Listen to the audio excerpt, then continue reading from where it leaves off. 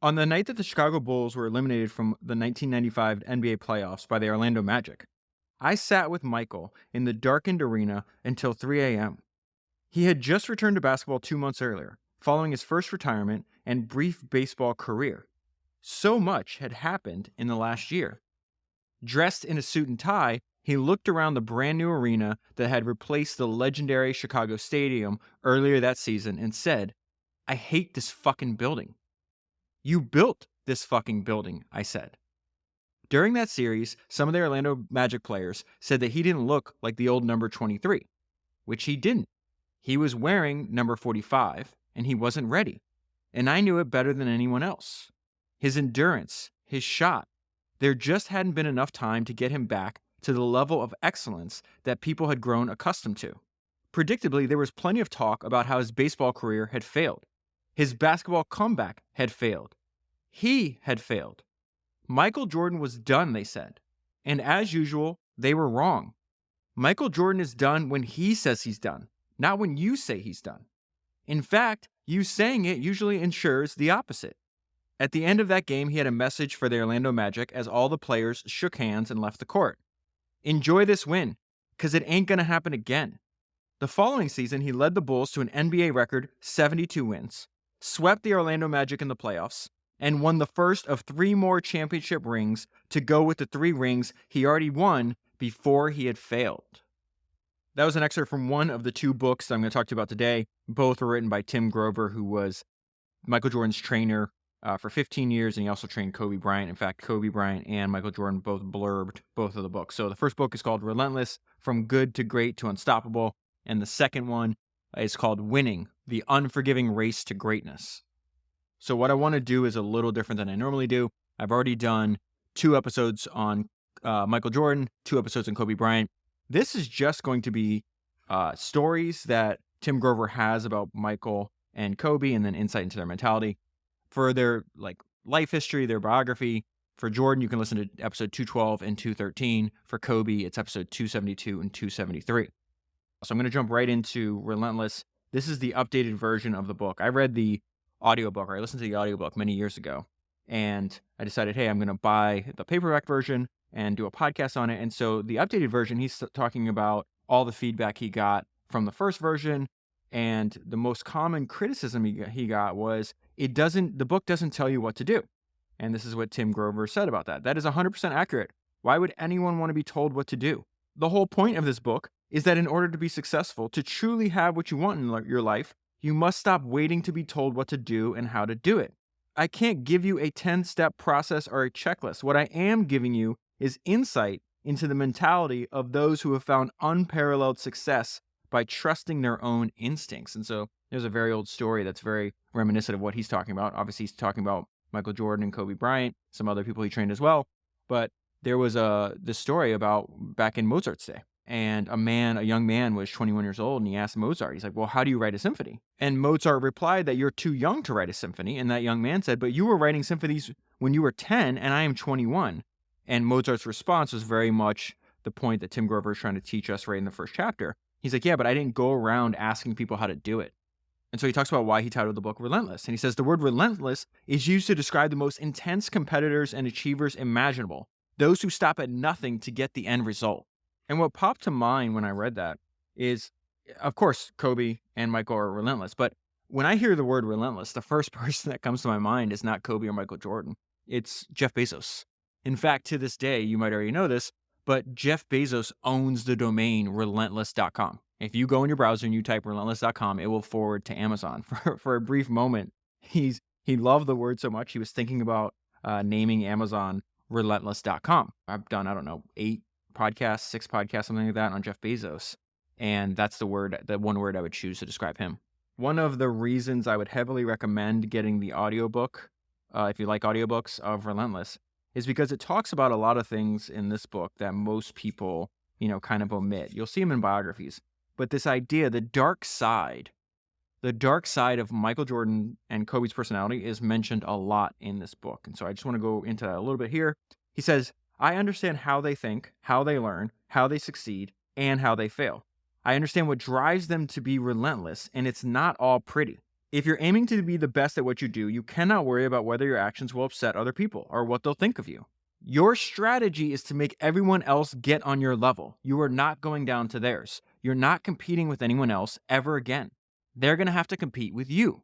And so that idea that, hey, I'm not going down to your level, you have to rise to mine or you need to leave, is something that Kobe and Michael repeat over and over again across decades. It's something that their teammates mention over and over again. It's something their competitors mention over and over again. I rewatched The Last Dance over the last week. I kind of keep that documentary playing over and over again. Most of the times I'm not even listening to it. Like, it's just on in the background if I'm reading or working or whatever. But there was something that popped out this, I don't know, the 10th time I've watched this documentary, something like that, maybe 8th. And he's talking about why he was so hard on his teammates. The fact that he came to Chicago, he's like, listen, we were a terrible franchise. I had to fail and fail and fail and fail year after year after year after year. I think it was 7 or 8 years before he won his first championship.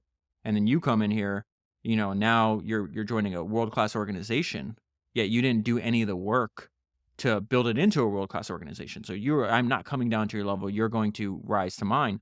And he says something, he goes, we were shit when I got here, and we elevated to being a championship quality team. There are certain standards that you have to live by. You do not come pussyfooting around. You have to come in and ready to play. And so those are Michael Jordan's words. And then Tim Grover's words on that is, your strategy is to make everyone else get on your level. You're not going down to theirs. You're not competing with anyone else ever again. They're going to have to compete with you. And then Tim Grover has a unique vantage point because he starts working out with Michael and training him way before Michael ever won his first championship. And so he says Michael was the best because he was relentless about winning. No matter how many times he won, he always wanted more.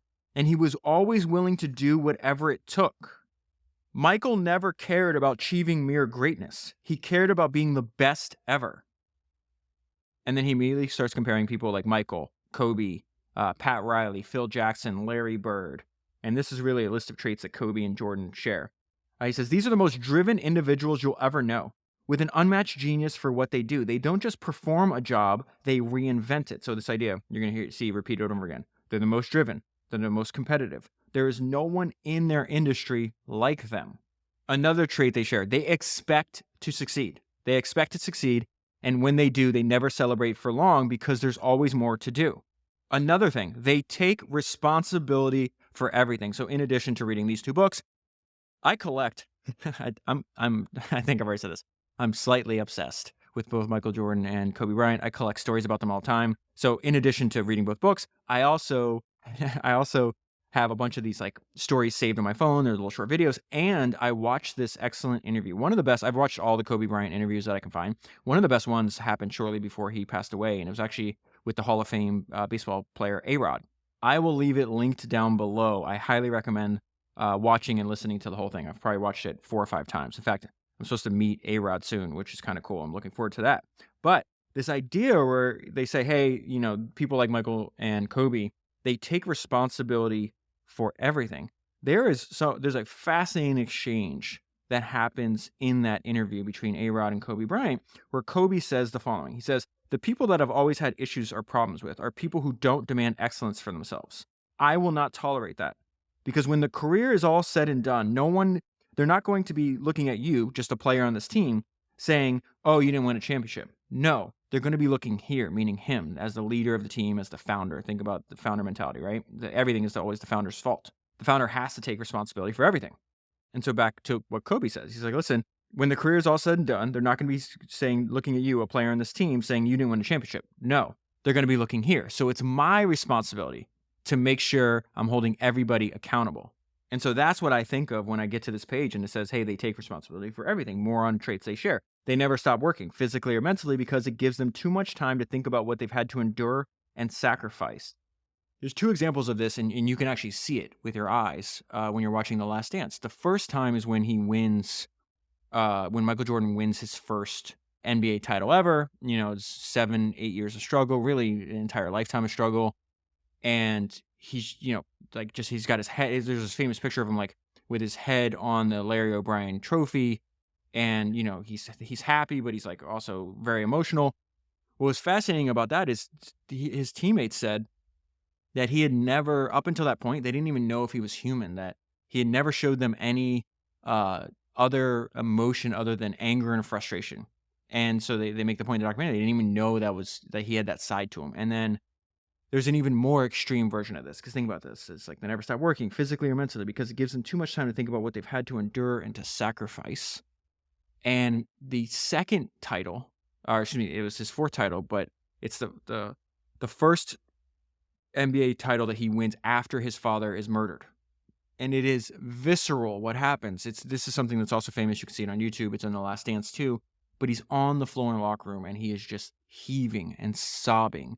Like you can hear the sobs, but what I would do is when you watch it, I would pay attention. You just see it's like his entire chest cavity. He is shaking. It is a complete emotional release.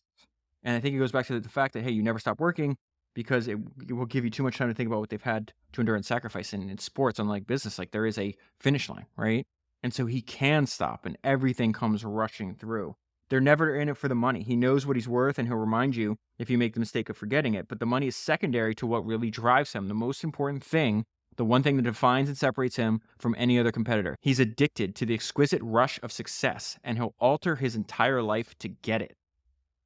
Another trait that Kobe and Michael shared, something that's mentioned over and over again, is just how strong their mentality is, the fact they had control over their minds. I'm going to read you something that's in Michael's autobiography, which I covered all the way back on episode 213 in 1 second. But he says, you can't excel at anything before you train your mind. Mental dominance is what ultimately makes you unstoppable. Michael talked about this in Driven from Within, the book Driven from Within, and he says, like, your mind will play tricks on you. So he says, the mind will play tricks on you. The mind was telling you that you couldn't go any further. The mind was telling you how much it hurt. The mind was telling you these things to keep you from reaching your goal, but you have to see past that. You have to turn it all off if you're ever going to get to where you want to be. And I don't think that part can be overlooked because your own mind can be your worst enemy. It can actually stop you from even trying. There's this great talk Kobe Bryant was given. I think he was doing it on a tour in China. And he says something that was fascinating to me. And he says, the greatest fear we face is ourselves. It's not anything that's external or anything that's superficial. I think the greatest fear that you face is yourself because we all have dreams. And it's very scary sometimes to accept the dream that you have. And it's scarier still to say, I want that. It's scary because you're afraid that if you put your heart and soul into it and then you fail, how are you going to feel about yourself?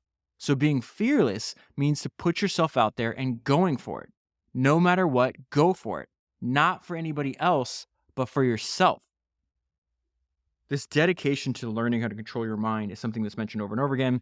Later in the book, it says, if one thing separated Michael from every other player, it was his stunning ability to block out everything and everyone else. He was able to shut out everything except his mission. In the very last episode of The Last Dance, it talks about this. It says, most people struggle to be present. Most people live in fear because we project the past into the future. Michael is a mystic. He was never anywhere else. His gift was that he was able to be completely present. The big downfall of otherwise gifted players is thinking about failure. He would say, why would I think about missing a shot I haven't taken yet? And you see this even after they win the 6th and final championship in Chicago. They're having this big celebration. There's a bunch of Michael's in his hotel room with a bunch of reporters. He's playing the piano. He's smoking a cigar. He's having a good time. And then somebody asks him, hey, you got another one in you. And he just stops. He goes, it's the moment, man. It's the moment. It's that Zen Buddhism shit. Get in the moment and stay there. Just stay in the moment until next October, and then we'll know where the hell we are. And so this idea of controlling your mind, controlling your emotions, not panicking, not letting emotions blur judgment, and staying in the present moment is repeated throughout both books. Here's another example. People like Kobe and Michael, they feel the same excitement and anxiety and nerves before a big event just like you do. The difference is they have the ability to control these feelings. Michael used to say that he had butterflies before a big game, and I would tell him, get them all going in the same direction. They're not going away, but now you're controlling how you feel about them. Michael would think, if I'm feeling nervous, how the fuck are they feeling? They have to deal with me. That subtle reframing of a negative emotion into a positive one, into actual fuel. And so another thing that Michael and Kobe had in common from Tim Grover's perspective is the ability to keep it simple and to master the fundamentals. And so it says, at some point, you've made something simple into something complicated. I get frequent calls from athletes who are completely overwhelmed by all the experts and trainers and nutritionists and coaches, everyone throwing so much at them that they lose the natural ability that made them great in the first place. The boxer Leon Spinks once said, when asked what he does for a living, he said, I knock motherfuckers out. That is it. Simple. You don't mess with it. You don't alter it. You don't teach it to be something different. And so there's a great story later in the book that talks about, like, okay, for Michael Jordan and Kobe, if you ask them what they do, it's like, I win championships. Kobe would also say, I give them numbers, and I need to tie this together. So we're going to come back to this. I'm going to jump ahead so I can just give you this part about Kobe. And so Tim's talking about the fact that there's just a lot of people that are dabbling in way too much and they're not focused and they're wondering why they're not successful. So he says, there's a lot of people that are dabbling in a lot of things and succeeding at none. I listen to those people and I think, as far as I can tell, the only thing you're good at is keeping busy. I want to hear someone say, I do this. If you ask Kobe what he does, he says, I give out numbers. Numbers? Yeah, I gave them 81, or I gave them a triple-double, or I gave those guys 61 points. I want to make you excellent at this one thing. When people talk about someone who can do this, you're going to be the first name on the list. People get paid a fortune for being the expert at one thing. Anytime others need that one thing, you're the only one that they're calling. And so one of my favorite books that I've ever done for the podcast, I did all the way back on episode 191. It's a book written by my friend Eric Jorgensen. It's called The Almanac of Naval Ravikant. And Naval said something genius in that book, because really talking about like the effect of like the modern age, the fact that we're living in the age of infinite leverage. And so it really affects everything, what you're doing for work, how to do it, how to think about it, really. It's the book that I give out as a gift, most frequently. In fact, I bought 4 more copies like last week or a week before. But when I get to this point, he's like, I want somebody to be excellent at one thing. And I think this is going to become even more and more important. And Naval says in that book, being at the extreme of your craft is very important in the age of infinite leverage, which is what we live in. The person that is the best in the world gets to do that for everyone. And I've been taking Naval's ideas that are in that book and trying to apply them with a vengeance, where it's like, I'm just going to focus. Like, I want to be the best in the world in studying, condensing, and clarifying how history's greatest founders thought. And therefore, I get to do that for everyone in the world. And so to illustrate this point, Tim Grover tells a story where him and Michael Jordan they go and they visit an FBI training facility. And this is an excellent story because the idea behind it can be applied to everything, right? So they show up and it's a practice range for the most elite sharpshooters in the world, so snipers. There's one guy out there alone practicing his craft over and over and over again. The target is 400 yards away, 4 football fields. He has to get in his truck, drive to the target, set it up, and drive back to where we're standing. He gets his gun with the scope, takes aim, 1 shot. Then we get in the truck with him and drive back to the target. He hit it dead fucking center. Michael asked him how many people use that target range, and he said, just me. He was alone working on this 1 shot over and over again. So when people in the military need someone who can hit that kind of target, they call him. No one knows what this guy does every day to be this good. People just know that he can deliver results.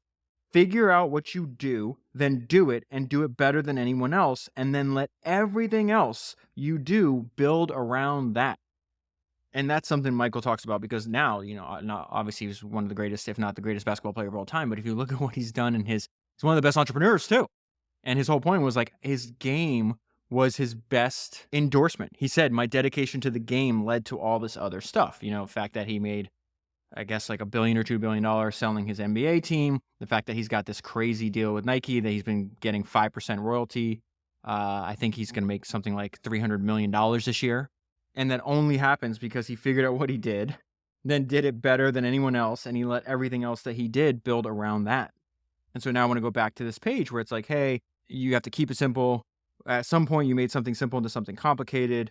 That Kobe and Michael would talk over and over again about the importance of fundamentals. And so there's this great story in that interview with A-Rod and Kobe.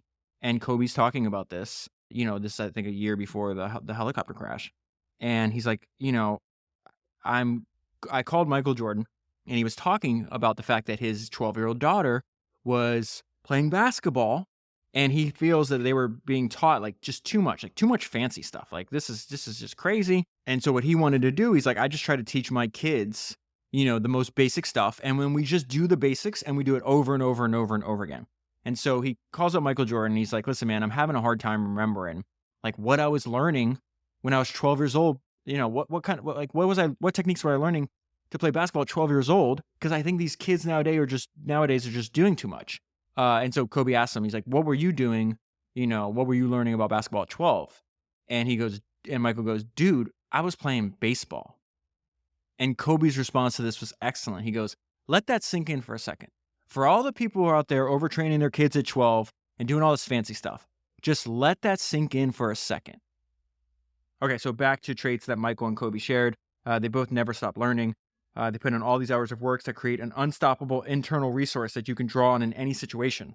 And so one of my favorite examples of this is I read this like 600 or 700 page biography of Kobe. I did the same thing of Michael too. It's actually the same author. But in that, it's episode 272 if you haven't heard it yet. But in that book, one of Kobe's high school friends comes over, and Kobe opens up this closet, and it's a closet full of VHS tapes of all of he had a closet full of Michael's games, and they would just watch him over and over again. In fact, also in that book, Kobe's high school girlfriend was asked, like, what was it like dating Kobe in high school? He's like, well, I would just come over his house on Friday night and we'd watch Michael Jordan games. So this idea that they just never stop learning, all those hours of work have created an unstoppable internal resource that you can draw on in any situation. Kobe and Michael both talk a lot about trusting their intuition. In fact, they quote Oprah. I just did an Oprah episode a few weeks ago, and she talked about this. And the quote in this book is, Oprah once said, every right decision I've ever made has come from my gut, and every wrong decision I've ever made was as a result of me not listening to that gut, to that intuition. Steve Jobs talked about this too in his biography written by Walter Isaacson. He says, intuition is a very powerful thing, more powerful than intellect, in my opinion, that has had a big impact on my work. And so in addition to that, they both seek out difficulty. They want pressure. And this is Tim Grover's interpretation of, Michael's legend at Trash Talk. I got a bunch of stories about that I've collected from the internet that are great. I'll read to you and tell you about in a minute. But I love this. Tim says, I always felt Michael's legendary trash talking wasn't meant for the other guy. It was another way for him to heighten the pressure that he put on himself. Because once you've told others how bad you're about to fuck them up, you're going to have to deliver on that promise. Pressure, pressure, pressure. Most people run from that. Most people run from stress. Stress keeps you sharp. It challenges you in ways you've never imagined and forces you to solve issues and manage situations that send weaker people running for cover. So in that biography, this giant biography of Michael Jordan I read for episode 212, I remember this paragraph because it came to my mind when I was reading this book. And it's describing Michael. Mostly, he tested himself. It seemed that he discovered the secret quite early in his competitive life. The more pressure that he heaped on himself, the greater his ability to rise to that occasion.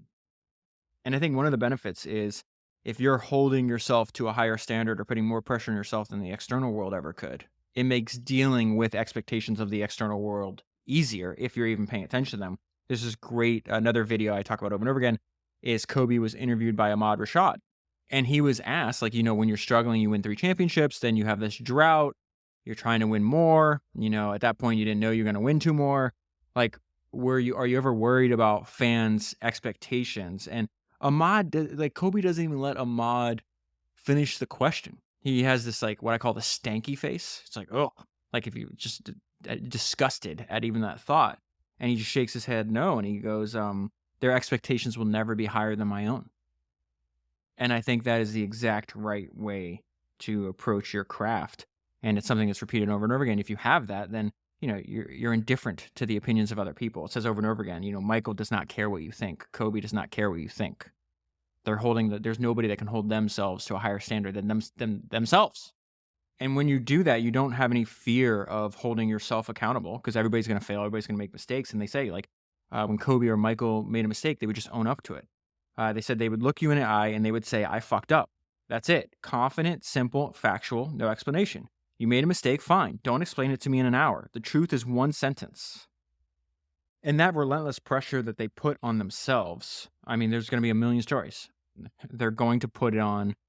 If you have a founder, you have a leader that has relentless pressure that's from an internal source that they're applying to themselves, chances are they are also going to apply it relentlessly to their team. And so there's a bunch of stories about Michael doing that, about Kobe doing that. This is an example of Michael doing it. For all his countless gifts as a player, sensitivity to others was not among them. He was driven to attack, to dominate, and to conquer in every way. Whatever he had to do, he did it, and he expected the same from every individual around him. And every day, those teammates had to show up to face him in practice, completely dreading what was ahead.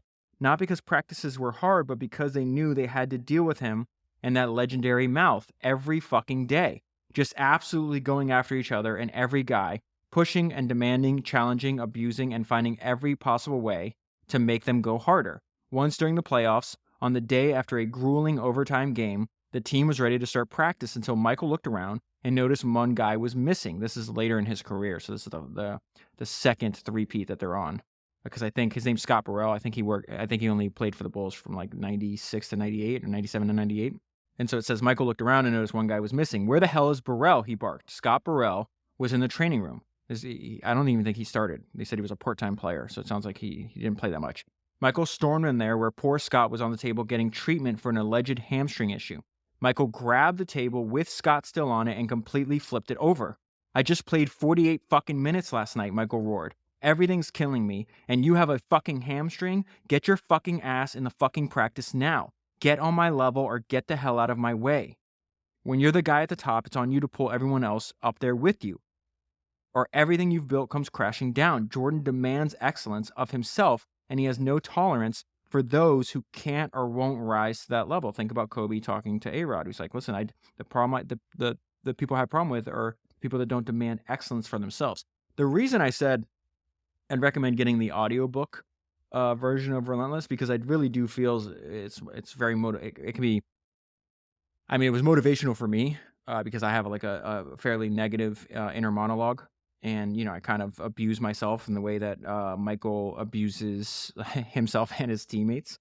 But what I liked about the book is like it didn't really hide the fact that a lot of these extreme people seeking extreme achievement, these extreme winners, do have this like dark side to them. I don't think it's a prerequisite for extreme success. I mean, you think about John D. Rockefeller built one of the most successful companies in the world, or the world has ever seen, rather. And people who worked for him said he would never raise his voice. He was never impolite. Now his competitors would say he's Genghis Khan, the way he would dominate. But he wasn't throwing things and yelling at people like this. But so it's not a prerequisite, but it is something that appears over and over and over again. And I do think it is definitely linked. And this book does a good job of just showing that dark side. And usually people like a Michael or a Kobe or even a Steve Jobs, I think the worst thing that you could do, because they're such domineering personalities, is back down from them. It is the worst thing, because they're just going to keep abusing you. They're just going to realize, this person's soft, this person's weak. I can basically have my way with them.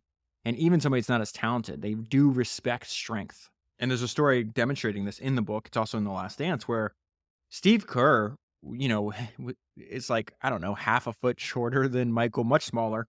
And yet Michael would love Steve because Steve actually would stand up to him.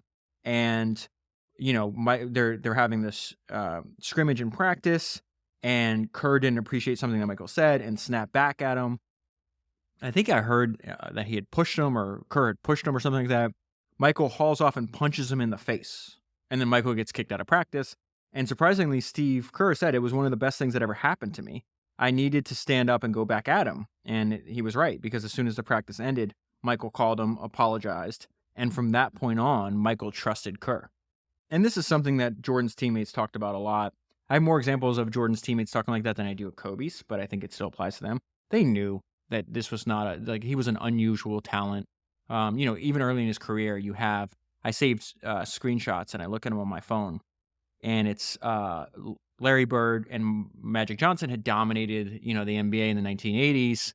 Now we're getting to the early 90s, late 80s, and they're realizing, they're playing against a young Michael Jordan.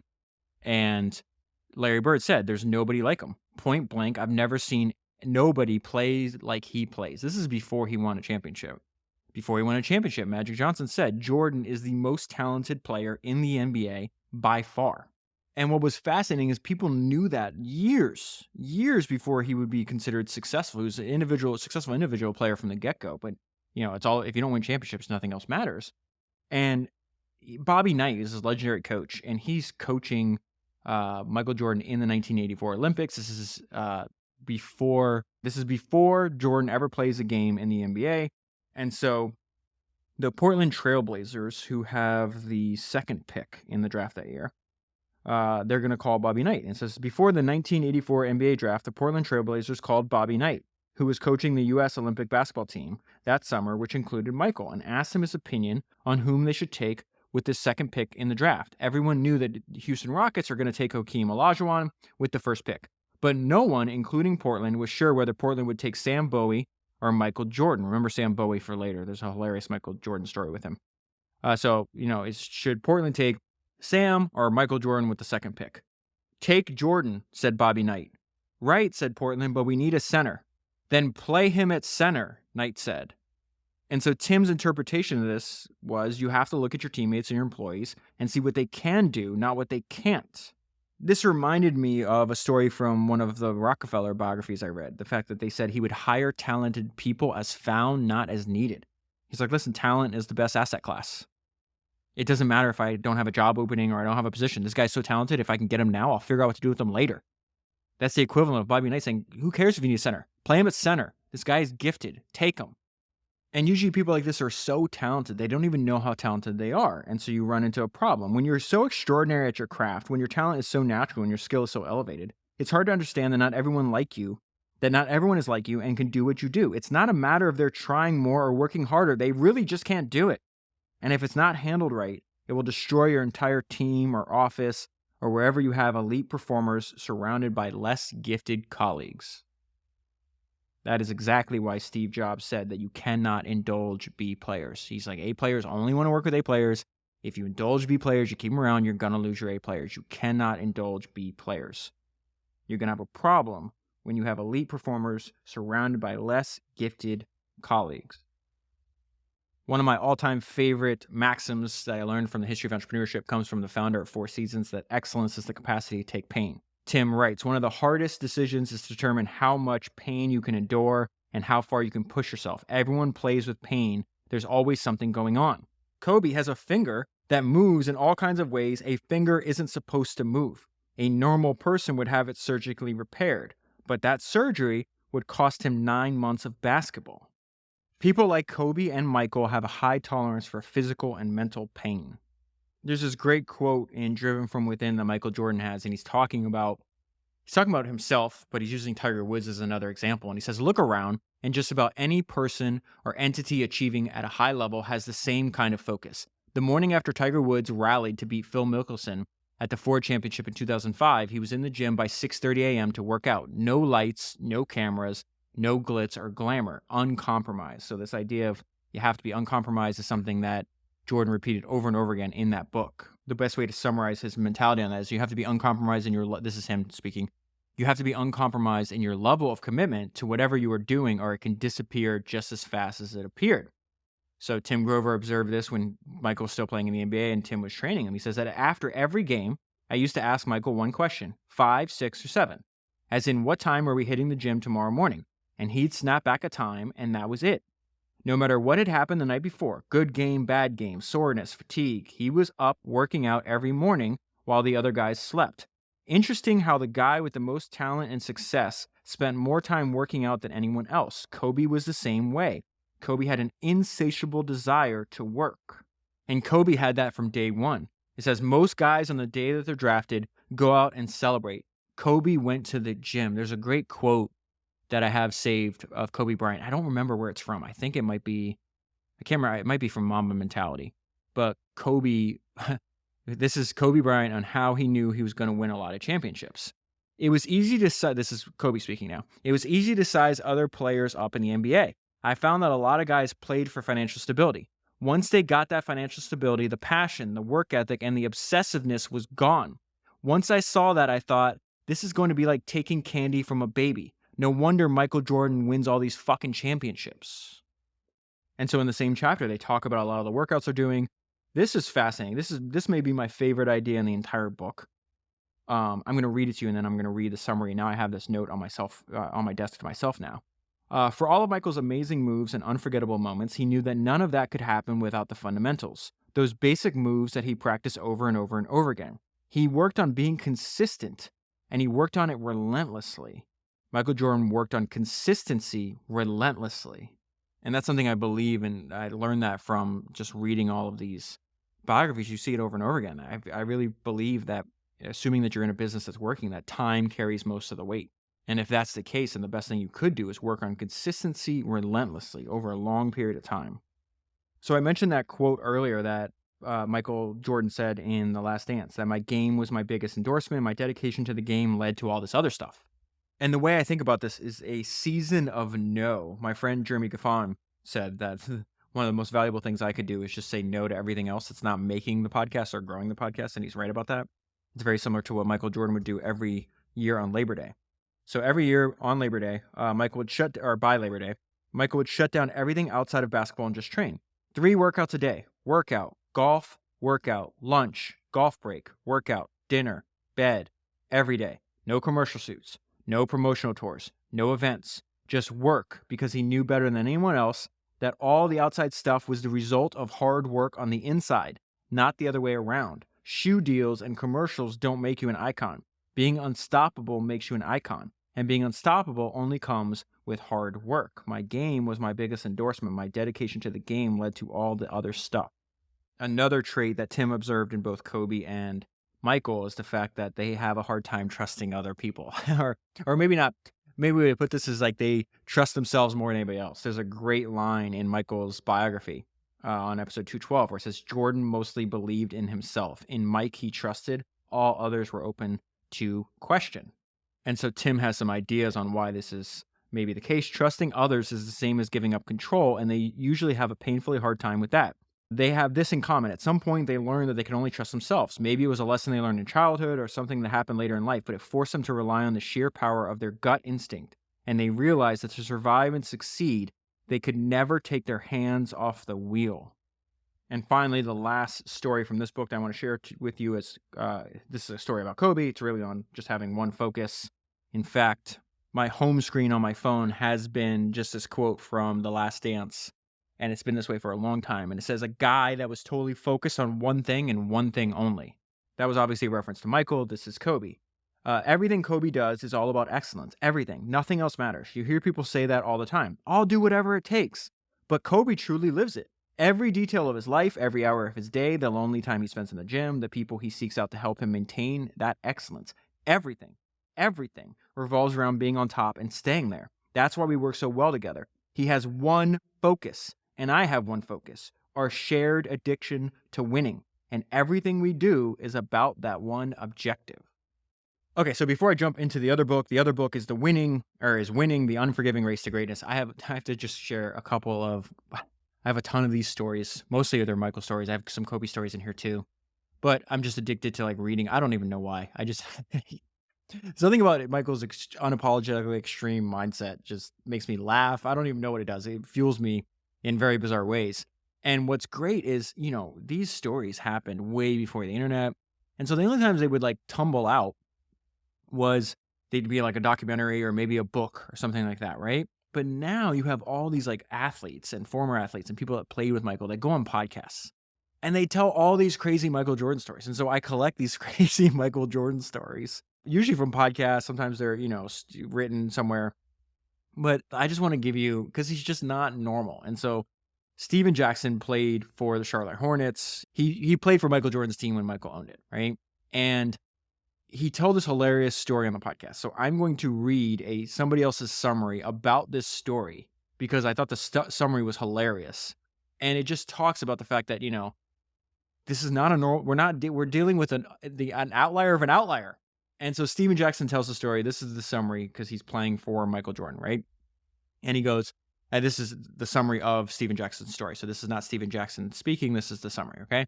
I completely understand why so many people think that Michael is the greatest. Normal human beings don't do shit like this.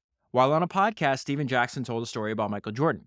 MJ was angry with the Bobcats for being so bad, right? They're just losing games. He owns the team. He is super competitive. He says, like, there's a scene in the book and in The Last Dance where, they ask him when he's still playing in the NBA, like, do you have a gambling problem? And he laughed. He's like, I don't have a gambling problem. I have a competition problem. And, super competitive back then. He is still competitive to this day.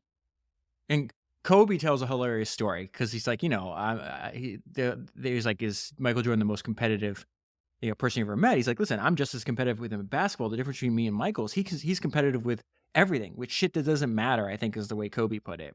And so he's like, with basketball, yeah, we go back and forth. But he's like, I was having dinner with Michael one night, and Michael was like, oh, what about my 91, team versus your 2003? I would have whooped your ass. And Kobe's like, Michael, just enjoy your salad. Like, calm down. We're not gonna have this debate. And so he's just competitive with everything. And so let's go back to this. I completely understand why so many people think he's the greatest. Normal human beings don't do shit like this. Well, on a podcast, Steven Jackson told a story about Michael Jordan. MJ was angry with the Bobcats, with his team for being so bad. So he came to their practice, took away all their Jordan gear. So keep in mind, Jordan brand, right? The brand under Nike. His entire team, everybody in the NBA has that. I think has this stuff. So you have like the shoes, you have all the warm-up gear, everything, right? So he came to the practice, took away all their Jordan gear, and beat the starters with the second unit. Keep in mind, MJ was in his 50s, and he came and waxed NBA starters with the bench. Think about the inner competitive drive that you have to have. First of all, you've been out of the league for a decade and a half, or however long it's been.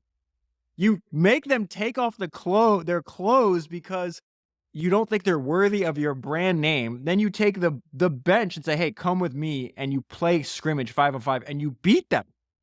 Steven Jackson was telling that story. Steven Jackson was one of the starters, and he is telling the stories that Michael in his 50s came back and waxed NBA starters with the bench. That is one of the craziest stories I've ever heard. And so I talk about, that was probably, let's say, a decade ago, maybe 8 years ago that happened. Michael's still like this. There's this young player, Ja Morant, I think is how you pronounce his name, and he was, talking a lot of trash, and he was like, oh, Michael's not that good. I would cook MJ. That was a quote from Ja Morant. This is MJ's response. In my third season, which is how the season that Ja Morant was in when he said that about Michael, right? He's like, oh, I'm better than him. I would beat him, whatever the case is. Michael goes, remember, Michael's like damn near 60 when he's saying this. In my third season, I averaged 37 points, and the next season, I won my first MVP out of 5. Show me what you can do, little boy, and stop tweeting.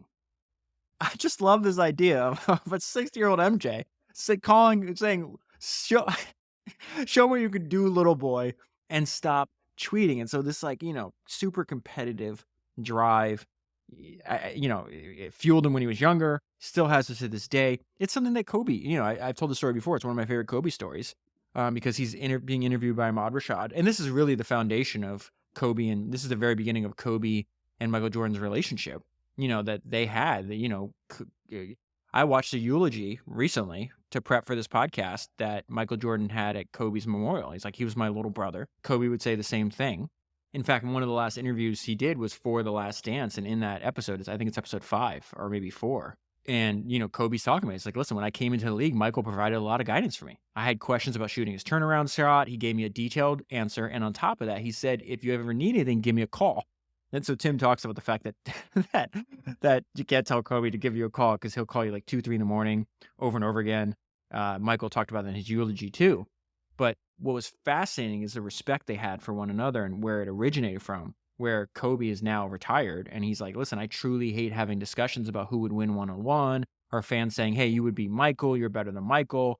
And Kobe says something that I love. He's like, listen, I feel like, hey, what you get from me is from him. I don't get 5 championships without him because he guided me so much and gave me so much great advice.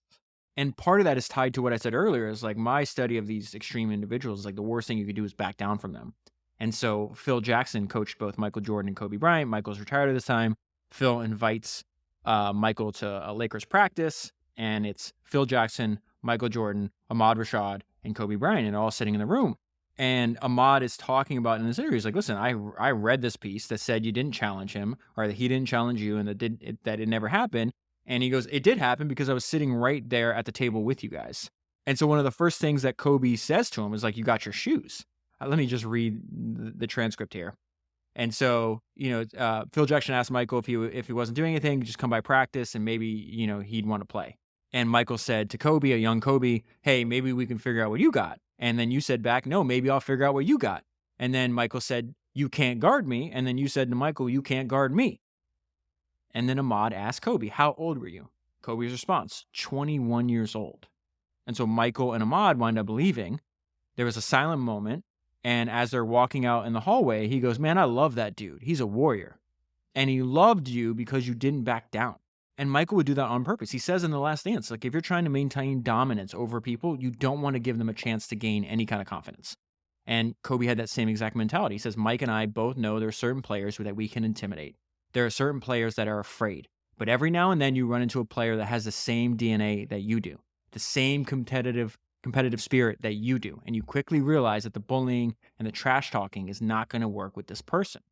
And as you read about Kobe or you read about Michael, you hear all these stories, you realize like there's this constant search for them internally to find other things that keep their motivation up, to keep them like fully engaged.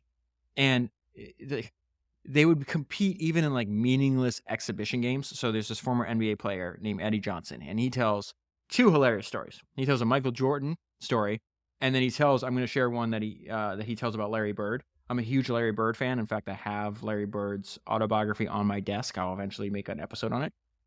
But Eddie Johnson goes on a podcast and tells a story about Michael Jordan.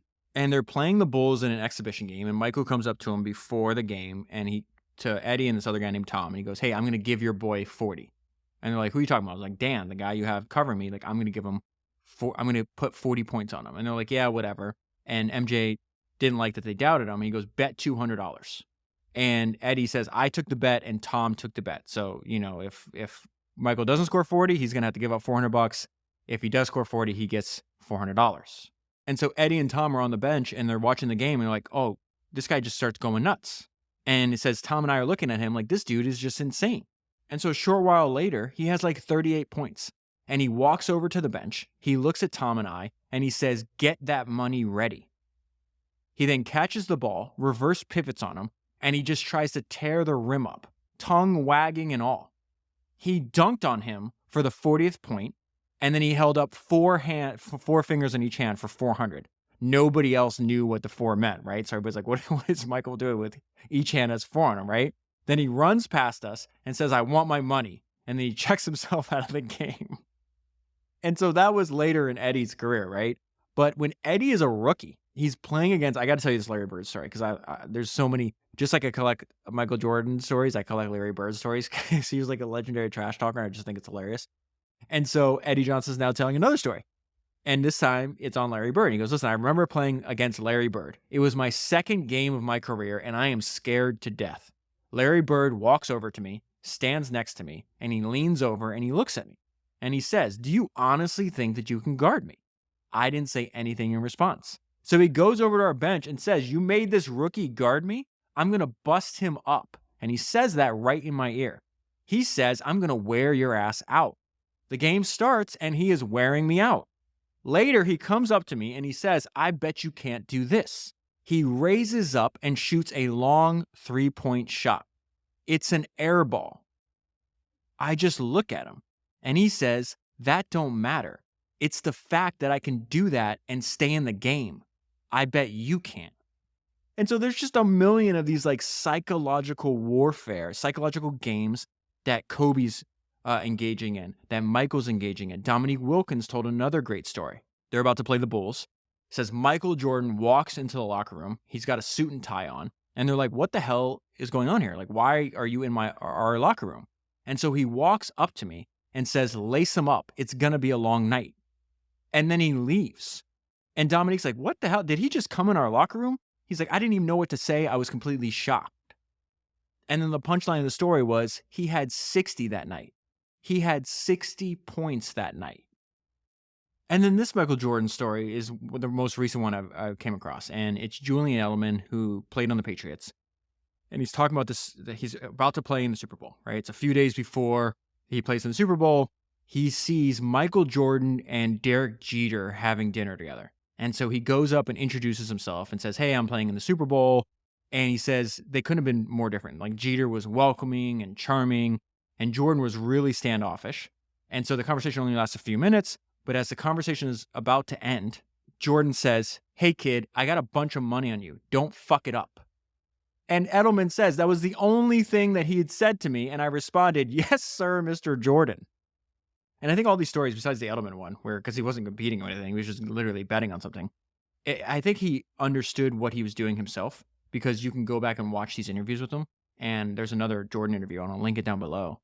And he says something that's interesting, and he's relatively young. I think he's still playing in the NBA when he says this. And he says, a good competitor always evaluates his opponent, and you understand him for what he really is. You never try to give him confidence. You try to take it at all times. Mentally, I've got to find a way. And sometimes what you have to do is you have to trick yourself. You have to look inside yourself and find different types of challenges from game to game. That's how I got myself motivated.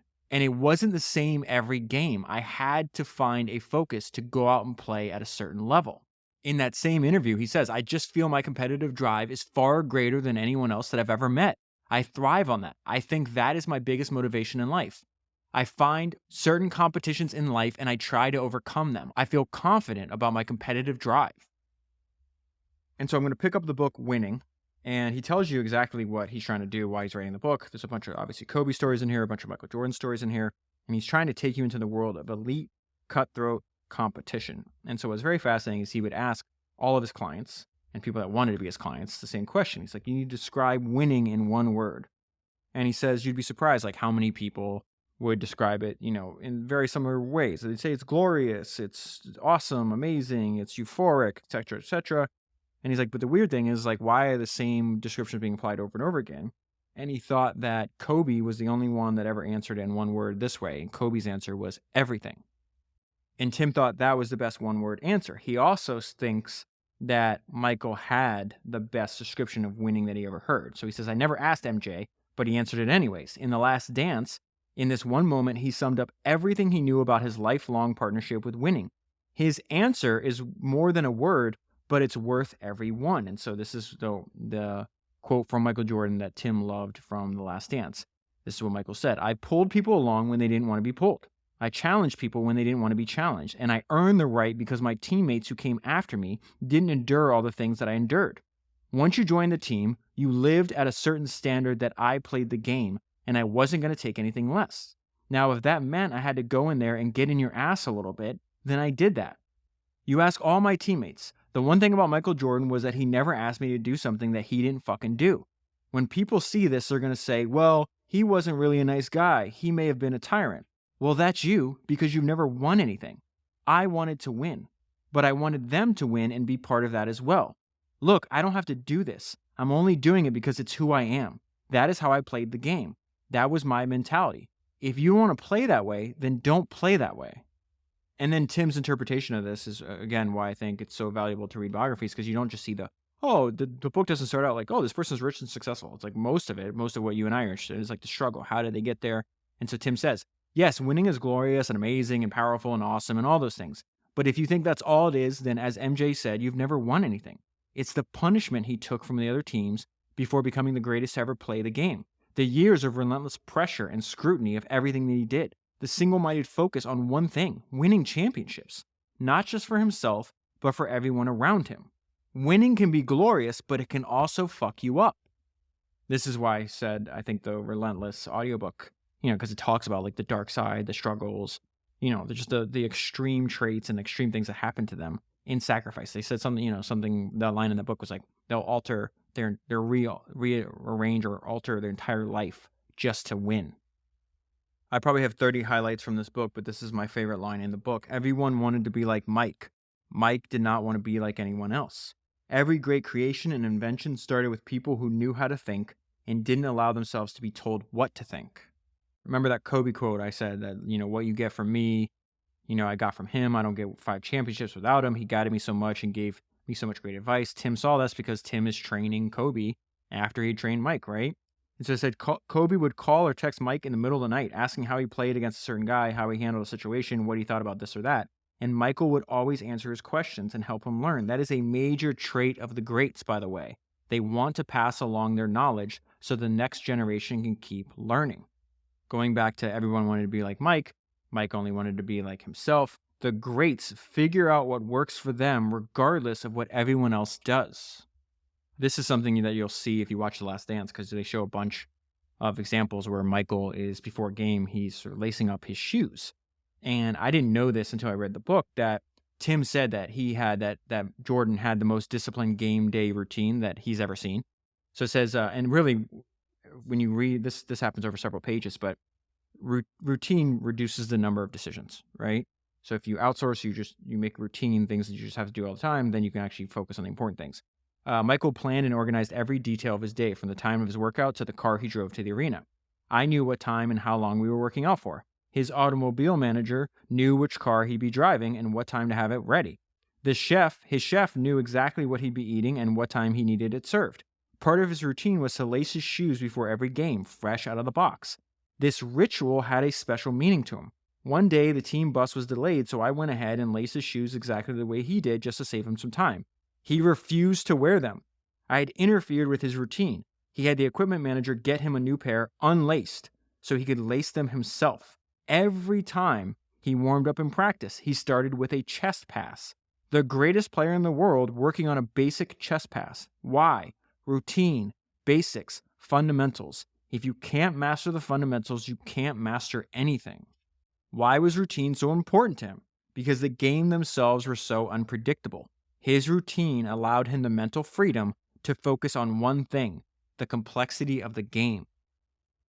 And then one of the most fascinating parts of the book was that he compared and contrasted like talent, MJ, versus hard work, where Michael worked hard, but was more naturally talented, and Kobe worked harder, but was less naturally talented. And so it says he starts working with Kobe in 2007 because Kobe's having problems with his knees. He calls Michael, he's like, what the hell should I do? Michael's like, go work with Grover. And so they start working out together. And it says Kobe wanted to learn everything he could about MJ, the program, the schedule, the workouts, the whole routine. He wanted to know about Michael's lifestyle, how he reacted to certain situations, how he handled teammates and coaches, and anything else Kobe could add to his arsenal of weapons. He wanted knowledge, not so he could become MJ, so he could become a better Kobe. Kobe never stopped. He was insatiable for game film. He also never slept. So he said, Kobe would text him, he'd want to work out from like 2 a.m, 4 a.m, 3 a.m, all different times. And so Tim says, I never slept during those years. I just napped because you never know when he'd be ready to go back to work. MJ knew when to stop. Kobe didn't. You would never find MJ on a court at 4 a.m. He slept at night because he knew sleep was part of his training. But above all, they had this in common. They each possessed an unshakable confidence in themselves that never wavered.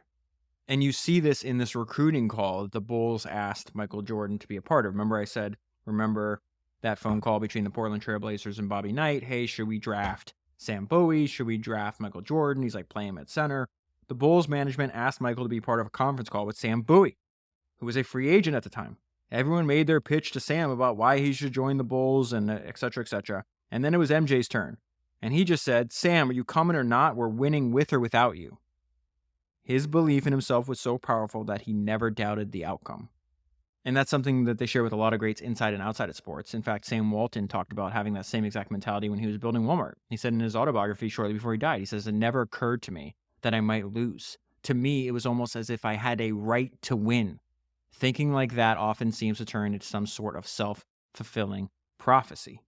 And I think that relentless self-belief is important in avoiding the following. Very, very few people are willing or able to bet on themselves. They become the assistant manager of their own lives, waiting for direction and approval from some higher authority because they don't feel confident enough to make decisions and take action on their own. Kobe and Michael were the opposite of that, and everybody around him knew this. This is one of my favorite Michael stories from early in his career.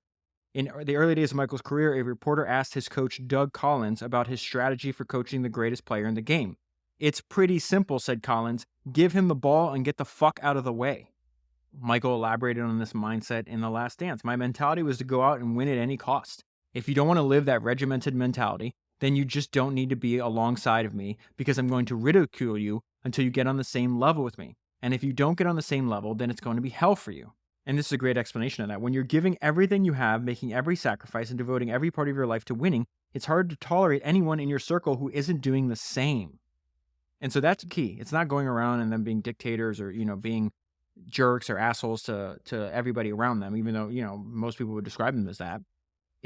They're never asking somebody to do something that they're not doing themselves, that they're not first asking of themselves. And so this idea, this is I have a million notes, like Post-it notes in this book, because there's so many times where I'm reading both of them. And I'm like, oh, this is like the Steve Jobs vein story. And it's one of my favorite stories because it really illustrates Steve Jobs' mentality more than anything else. And it was told after he passed away.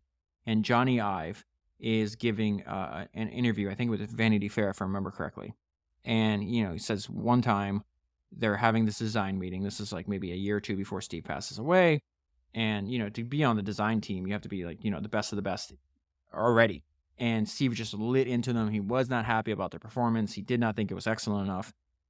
And everybody leaves, and Steve and Johnny are by themselves. And he's like, hey, can we just tone it down a little bit, think about the delivery, the message. I'm paraphrasing now. And Steve goes, oh, I'm disappointed in you. I didn't, like, you're vain. And Johnny's like, whoa, that's like, why are you insulting me? Like, why are you calling me vain? He's like, I thought the work was the most important, that the quality of the work was more important than anybody else. The fact that you're worried about the delivery or other people's feelings mean that in Steve Jobs' opinion, that now other people's feelings are more important than the work. And you just want people to like you. And so therefore you're vain. And Johnny was taken back for a while, kind of insulted or maybe hurt by this. And then he realized he's right. Like, we say the work is more important, so therefore that has to be a higher priority than anybody's feelings. And there's a line in this book, that's one line that made me think of that story. And it says, Tim is talking about Kobe and Michael. He says their minds were stronger than their feelings. And so this extreme dedication to excellence was not only for the teammates, but everybody around them too. And so one thing about Michael Jordan, I'm going to read a story from Driven from Within, which I'll pick up in 1 minute. And so there's two main things that jump out at me that are related to things that you and I have talked about in the past. One, that you can't ride the fence when you're with Michael Jordan. That's going to be a story from Driven from Within. And then there's a great quote by Bill Walsh, who wrote that excellent book, The Score Takes Care of Itself. And he says, champions behave like champions before they're champions. And so Tim is telling the story the very first time that he meets Michael. He gets to the house, rings the bell. Michael Jordan opens the door. He's in head to toe in full Nike gear. Remember, this is probably 88, 89. Hasn't won any championships. He has this deal with Nike, has no idea what's in the future, right? The fact that this deal alone is going to make him hundreds of millions of dollars in income every year, be worth billions and billions of dollars if he ever wanted to sell it back to them. But he's already in full Nike gear, looks down at Tim's shoes and sees Tim is wearing Converse, stares at them, shakes his head. They have the meeting. At the end, as Tim walks out, he takes another look at his Converse and he says, never again. And then he shuts the door on Tim. Okay, so I'm going to put down the winning book and I'm going to pick up Driven from Within, which is the autobiography, or the closest thing that Michael has an autobiography, which I did all the way back on episode 213. I'm going to tell a very similar story. And this guy is telling the story. His name is Fred Whitfield. And he's like, listen, Michael's whole being is all about loyalty and winning. And he really feels that you can't ride the fence. And so Fred is close with Michael and this guy named Ralph. Ralph was a player who had a Puma contract and not a Nike contract. And since they were friends, Puma would send him a bunch of, clothes and shoes, and Nike would send the same thing. Like, so half of his closet is Puma, half of it is Nike. And so Michael comes to Fred's apartment, and we're getting ready to go out, and he says, hey, it's kind of cold. Can I borrow one of your jackets? And I said, sure, go in my closet. He went in there, and he saw everything separated out. He's in there a little longer than necessary, and he comes out of my room. He's taken all of my Puma stuff out, brought it into the living room, and laid it on the floor. He goes into the kitchen, gets a butcher knife, and literally cuts up everything. This was like his second or third year in the league. He literally took a butcher knife to my shoes, ripping and cutting. When he's all done, he picks up every little scrap and walks it down to the dumpster. He says, hey, dude, call Howard from Nike tomorrow and tell him to replace all this. But don't ever let me see you in anything other than Nike. You can't ride the fence. That is how Michael thinks. And so in this story I'm about to read from the winning book to you, it says, like, he pursued victory in everything. He pursued victory in everything. Like, that's the way to think about him. So, he sees Tim. He's like, oh, hey, you're going to be my trainer now, but don't ever come around here in Converse. Like, you're on my team, then I'll be loyal to you. And if not, like, it's very black or white with him, right? He also said that you have to keep up with him. Remember this whole thing, like we've been talking for a very long time now. And every time Kobe and Michael are saying the same thing, I'm not coming down to your level. That's not happening. You will rise to mine, right?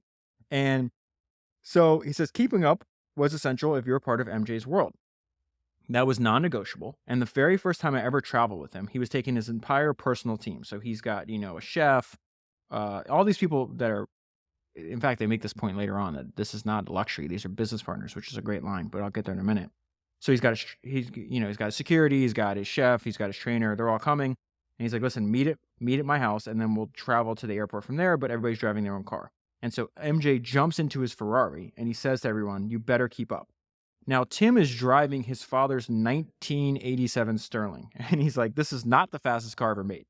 But I somehow managed to pull up at the same time he did. There was no way I was going to fall behind. I drove on the shoulder. I ran red lights. I drove on and off exit ramps. Anything I could to keep him in my sights. I do not recommend this. I'm just telling you what happened. Everyone else was 5 minutes late, and of course, Michael let them hear about it. Keep up. That was his directive for everyone around him in everything he did. We all knew we do not compromise. We do not take shortcuts. We do not make excuses. Keep up with me and my standards, or you're out. He pursued victory in everything. He was unapologetically extreme. A lot of people, he's relentless. You can call him that. People call him ruthless.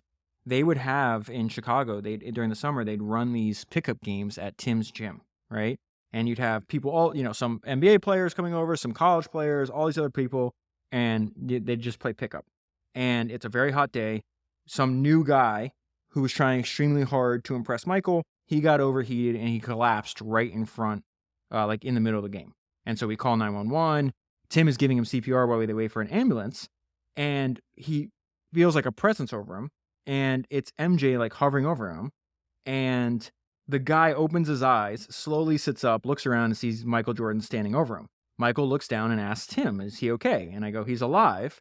Michael says, "Are you good?" The kid looks up and smiles weakly. He says, "Yes, sir, I'm good." Michael's response, "Good, go get a sub. I got a game to win." And the point of that story to me is like, oh, this like ruthlessness, this relentlessness, this addiction to competition, it doesn't matter if there's no stakes, right? It's a it's a pickup game during the summer. It is practice, but isn't that just like the story that Eddie Johnson told, where he's like, "I'm going to put 40 points on this guy in an exhibition game." Most starters aren't even playing in the game. I don't see an off switch when I'm reading about Michael and Kobe, and when I'm studying Michael and Kobe. I just don't see an off switch. And I don't think that's very different from Nolan Bushnell, the founder of Atari, mentor of Steve Jobs, hired Steve Jobs when he was 19. He's like, "Listen, Steve Jobs has one speed, and that speed is go." And what's interesting between Michael and Kobe and Steve Jobs is they were about like mastering the fundamentals and trying to get they were addicted to like simplicity. And I think one of the reasons, there's a great line in this book that is just talking about Michael and Kobe's approach, but I think it's really Steve Jobs' approach. And maybe the best book that ever taught this was this book called Creative Selection. It's written by this guy named Ken Kosienda. I've read the book 3 times. It's episode 281 if you haven't listened to it. I'm going to read the book and do another podcast on it over and over again. I love that book. But because it goes into Ken was a programmer who worked directly under Steve Jobs, and he demoed to him on multiple occasions. So you get a real insight into how he was thought about building products and building his whole organization. But there's something that is very similar to I see now is their approaches, where it says stop adding, start deleting. Winning demands total focus. Delete. Is it easier to climb a mountain with a weighted vest and a full pack, or just with the essentials? And I think this relentless dedication to focus, relentless dedication to simplicity, relentless dedication to the fundamentals, it just helps them get to where they're going faster because they have one focus. And there's a huge theme. I don't know if I've hit on it enough. Is they're never going to be they're never complacent. There's this interview that Michael Jordan gave where he says, "I never feel that I'm at my best. I feel I still have room to improve. I still set goals for myself to strive for. I'm never complacent with what I've achieved. Even though it's been very successful for me, I still feel I have a lot to prove. So I'm never really too complacent with myself for what I've achieved." Kobe mentions this. Kobe and Michael are both incapable of complacency, right? And so Kobe mentions this in that interview with Alex Rodriguez, where he says, when he tells people that if the next 20 years of his life isn't better and he doesn't achieve more than the last 20 years, he would consider that a failure. And people would tell Kobe, when you say that, that's crazy. It's disrespectful to what you accomplish in basketball. And Kobe's response to this was perfect. And Kobe's point was I wouldn't have achieved those things without that mindset.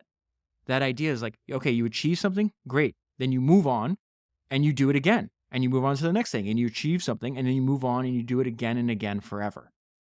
And then one thing that appears over and over again is the commitment to reinvestment that Michael and Kobe would make reinvestment in education and constantly training and learning from people that came before them, for people that anybody that can help them, right? But also in like what is getting you to the pinnacle of your profession anyways. And in their case, it's physical. So this is what I mentioned earlier. We're like, oh, these aren't luxuries. These are business partners. I love that framing. I'm always amazed when the media report on a superstar athlete who spent hundreds of thousands of dollars or even more on their training and health, as if that's a luxury. Look, they have a chef. They have a masseuse. He's got a whole gym and a basketball court in his house. Those are not luxuries. Those are business partners. And then related to that is why they spend so much time learning and honing their craft.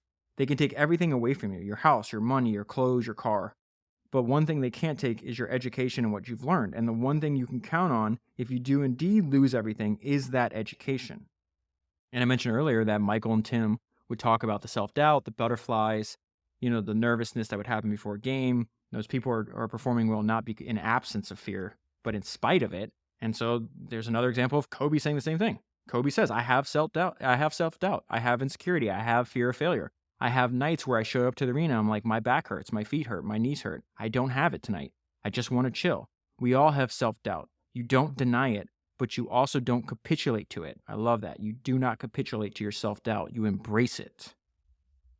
And towards the end of this book, Tim is reflecting on his relationship with Kobe. It was written after Kobe died, and I think this is a very important lesson.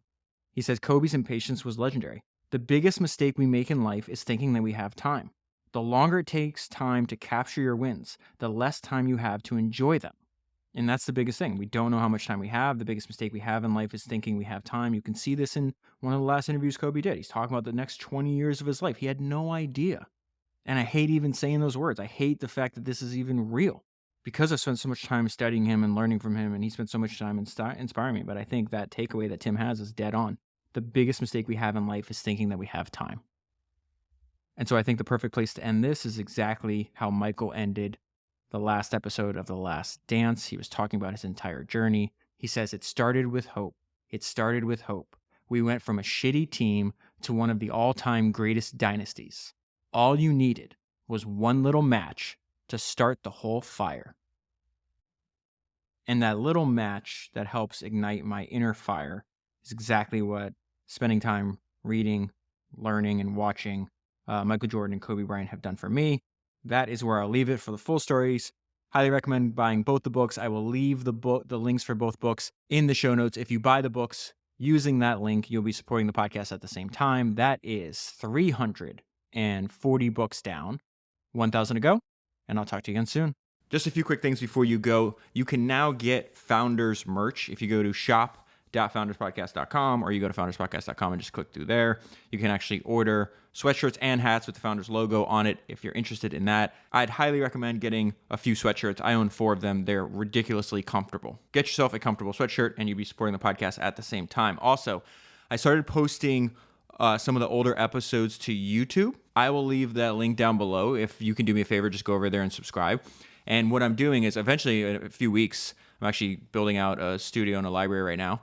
And there'll be video for all the episodes, the new episodes of Founders. But for the old episodes, what I did is actually matched up the audio with the transcript. So if you're interested in listening to the episode at the same time as you're reading the transcript, you can do that on YouTube. I will leave the link down below. And the last thing I was thinking about was a line that was in the episode that you just listened to, that they were describing Kobe and Michael, and they're like, the greats never stop learning. All the hours of work that they do have created this unstoppable internal resource that you can draw on in any situation. They were referencing the fact that Kobe and Michael were constantly watching game tape. I think of listening to Founders Podcast, and I've said this multiple times before, I think listening to Founders Podcast is like watching game tape of history's greatest founders. And I think reading Founders Notes is an even deeper version of that, since the majority of my notes and highlights don't make it into the podcast. And so a bunch of people that have signed up for Founders Notes have sent me, they're like, there's a ton of notes and highlights in here that aren't even on the podcast. And so since I work in Founders Notes every day and I've been using and adding to this database, a searchable database of all my highlights and notes since 2018, that was obvious to me. But I'm like a fish in water. And so I realized it's like, oh, I should probably tell people that Founders Notes is even deeper than Founders Podcast. I consider Founders Podcast like the free trial to Founders Notes. If you want to sign up for Founders Notes, you go to foundersnotes.com. That's founders with an S, foundersnotes.com.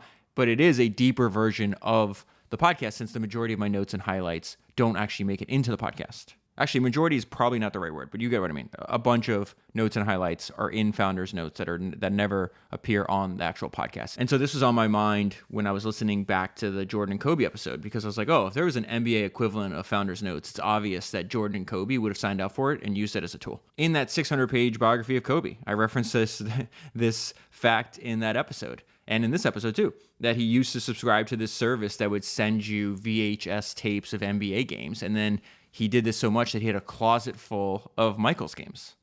And then when you listen to their interviews and you read their words, Michael and Kobe would talk about over and over again that they sought advice from the great players that came before them. And I really do believe that reading Founders Notes gives you the ability to do that exact same thing, but you're doing it for history's greatest founders. And I can say that because I've been doing this for myself. This was a tool, up until the last few months, you couldn't even access it. This was a tool I was building internally for myself. If you listen to the Jay-Z episode that I republished a couple days ago, actually, there's a reference. I had listened back to that episode too, right? Because I make Founders Podcasts it's a tool for me as well as for you, where it's like, okay, I may not be able to reread these books in the future, but I can go back and listen to, like, I haven't read Jay-Z's autobiography since I made that episode 2 years ago, but I listened to that episode, and I was like, oh, all these ideas came back to the forefront of my mind. And in that episode, I referenced the fact that I have this daily practice, because Jay-Z's talking about the importance of practice. The importance of practice comes up over and over again. Jordan would talk about it. Kobe would talk about it.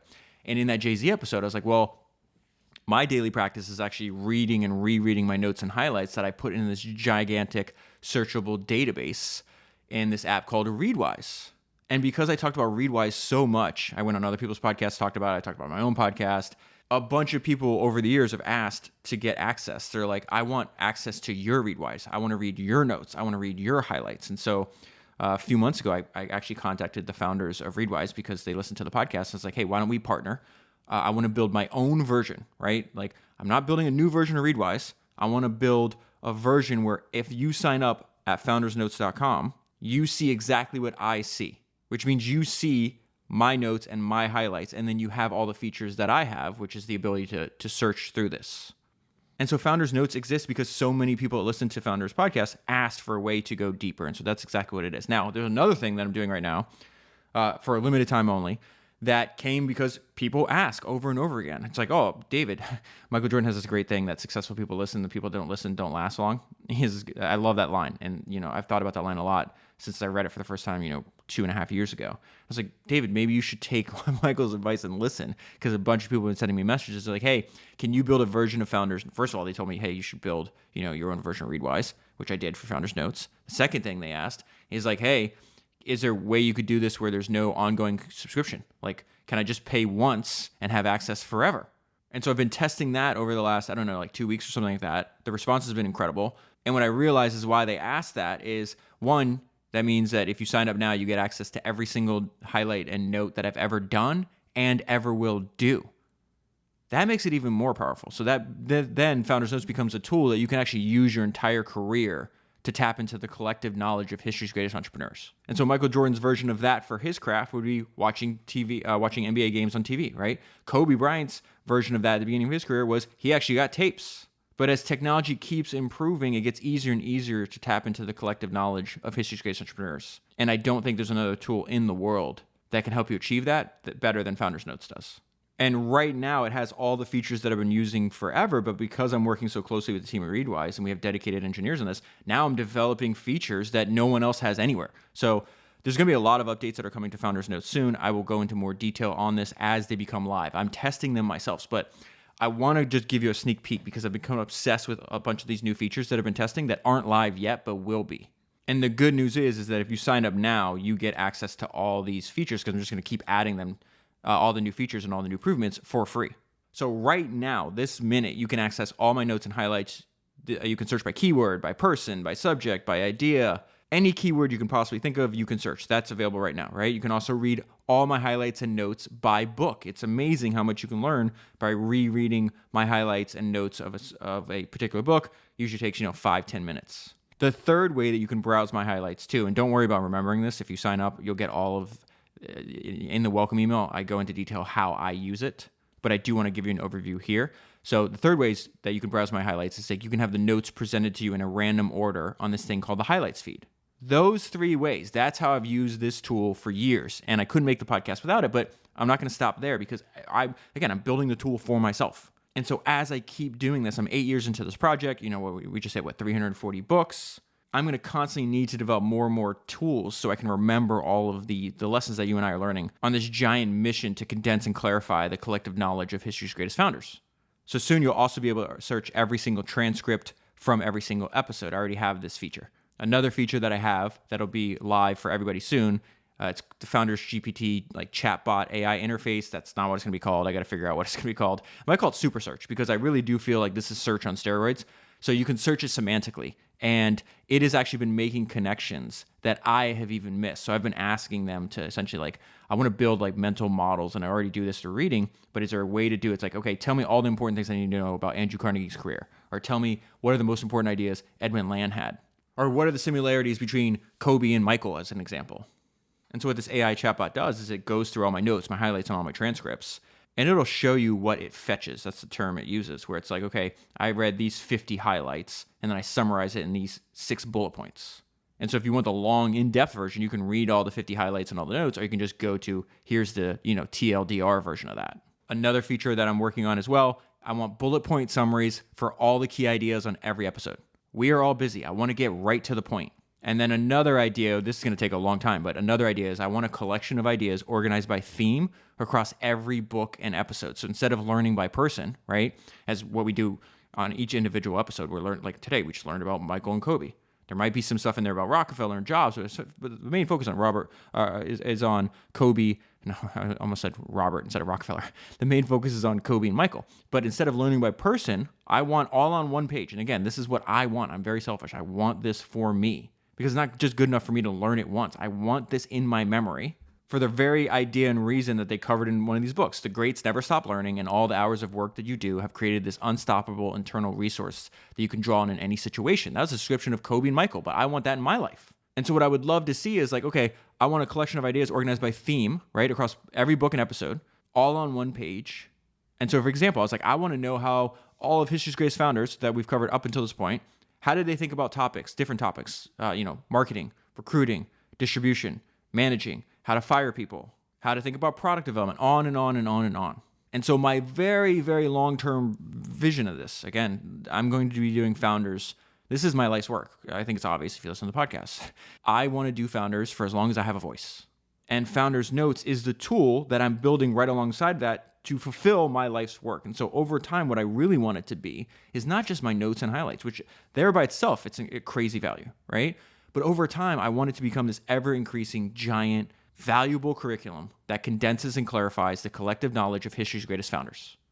And so that is the long-term plan. Right now, for a limited time only, if you are interested, if you're one of these people that are interested in not having an ongoing subscription, that you want to pay once, that you're in forever, which would mean that Founders Notes becomes a tool that you use your entire career to tap into the collective knowledge of history's greatest entrepreneurs. Do not dilly. Time is limited. This offer could end at any time. Sign up now at foundersnotes.com. That's foundersnotes.com. Founders Notes, just like everything else that I talk about, is always, if you can't remember the URL, if you don't want to go through the show notes, whatever, you just go to founderspodcast.com. Everything I do is at founderspodcast.com. As always, thank you very much for the support. Thank you very much for listening. I'm going to go read a book. I'll give you a hint. You probably already figured out who this is. But there may never have been an American that was wealthier if you figure out their wealth in relation to the money supply. So that is the hint on the book that I'm reading right now. Hopefully the podcast will be done, 4 or 5 days. I will put it out as soon as it's done. In any case, thank you very much for listening. I hope you sign up at foundersnotes.com, and I will talk to you again soon.